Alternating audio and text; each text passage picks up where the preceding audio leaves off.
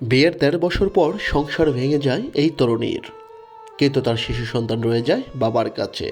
আর এতে করেই শুরু হয় এই মায়ের এক অন্তহীন শূন্যতা। বলছি ময়মনসিংহের মুক্তাগাছা উপজেলার নন্দীবাড়ি গ্রামের শানুর কথা।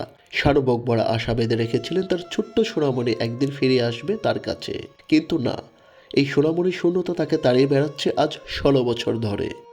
সন্তানকে না পাওয়ার শূন্যতায় হারিয়ে ফেলে স্মৃতিশক্তি। আর এভাবেই ১৬ বছর ধরে শিকলবন্দি শানু।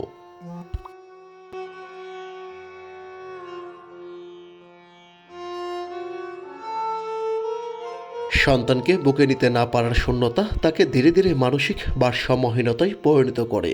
একসময় শানু তার সন্তানকে খুঁজে বেড়াতেন হাটে বাজারে, কিন্তু ফিরে পাননি। এভাবেই কেটে গেছে ১৬টি বছর।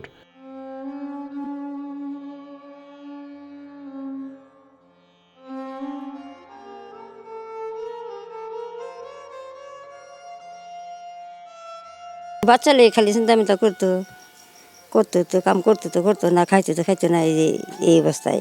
ওই যে বাচ্চা আনিছে গা, কিছু বুঝে না।